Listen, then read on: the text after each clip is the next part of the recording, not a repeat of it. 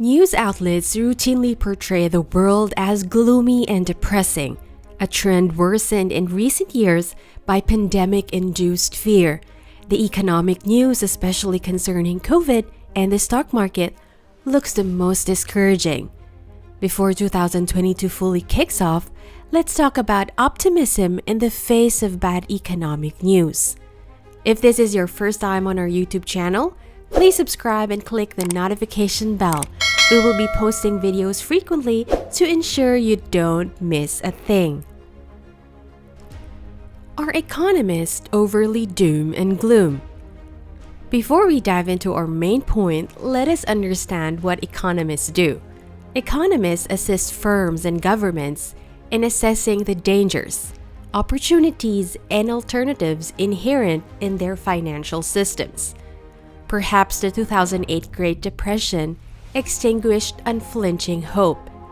If excessive optimism proved fatal in 2008, blind pessimism is the post-bubble crouch. Thus, the economic elite missed a critical opportunity.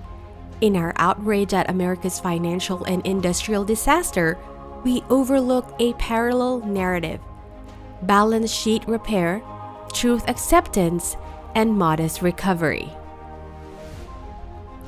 The same individuals who battled the recession will almost certainly oppose the recovery. Overconfidence has necessitated more spending in a variety of areas. Between October 2007 and March 2009, every market genius who survived the Dow's halving missed the market's reversal.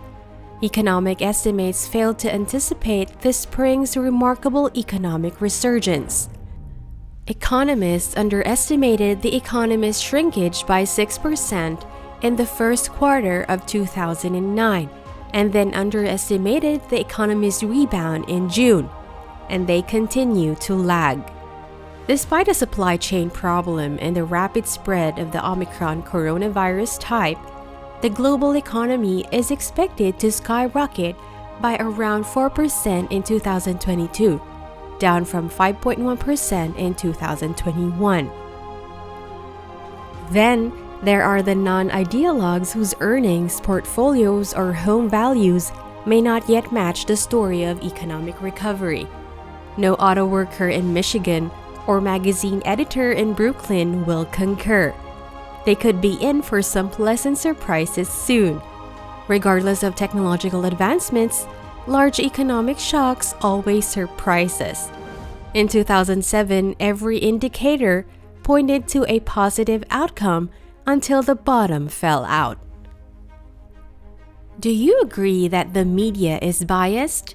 Unsurprisingly, the media is biased.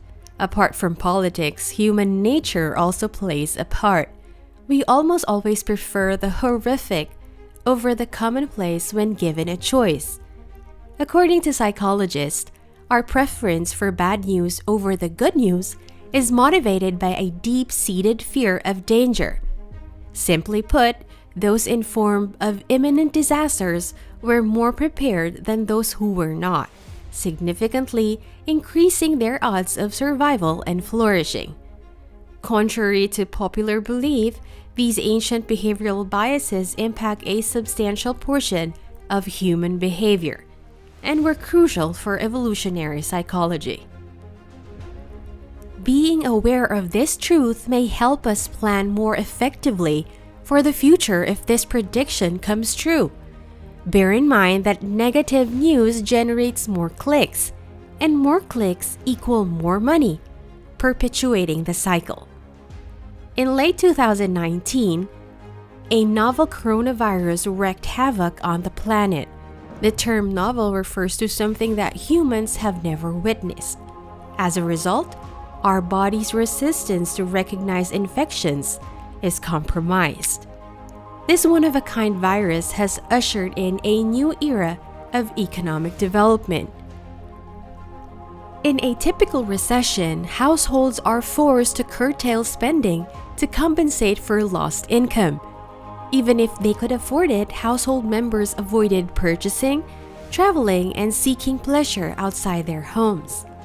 The government wants customers to spend again as soon as possible during a recession.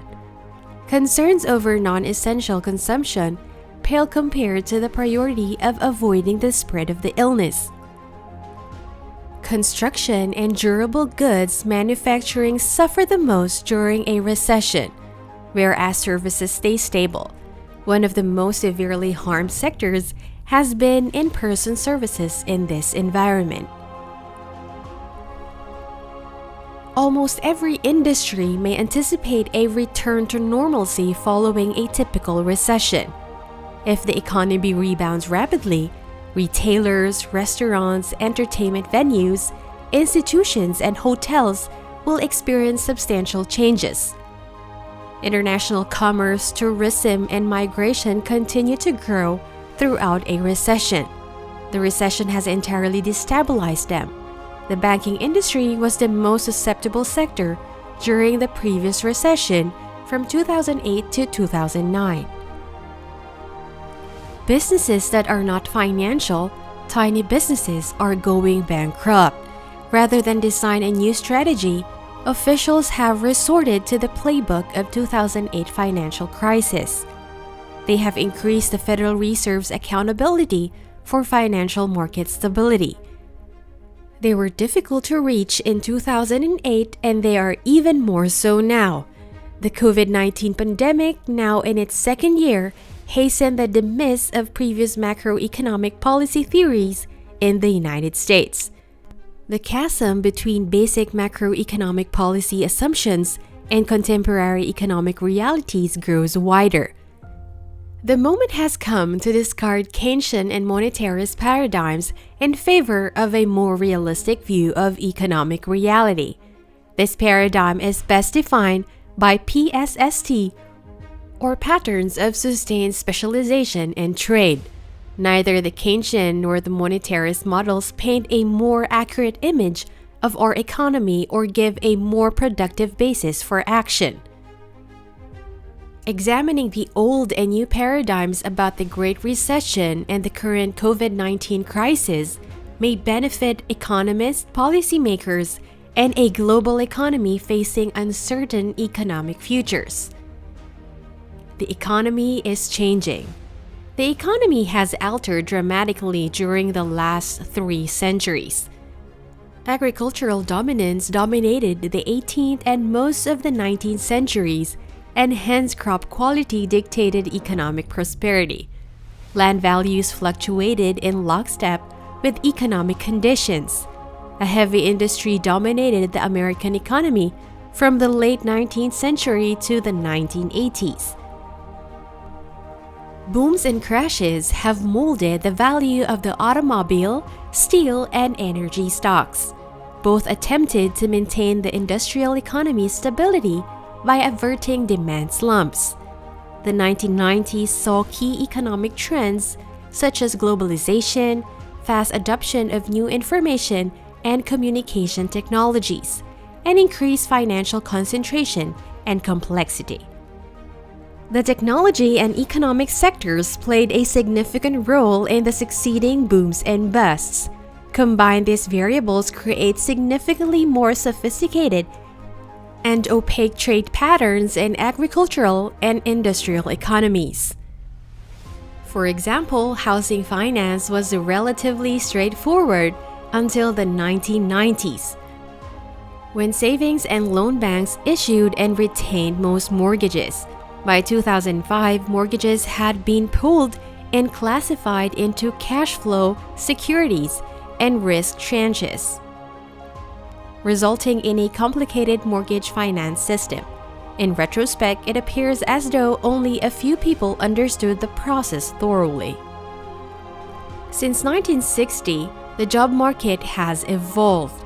Male labor force participation has always been robust and consistent, with employment available at all skill levels.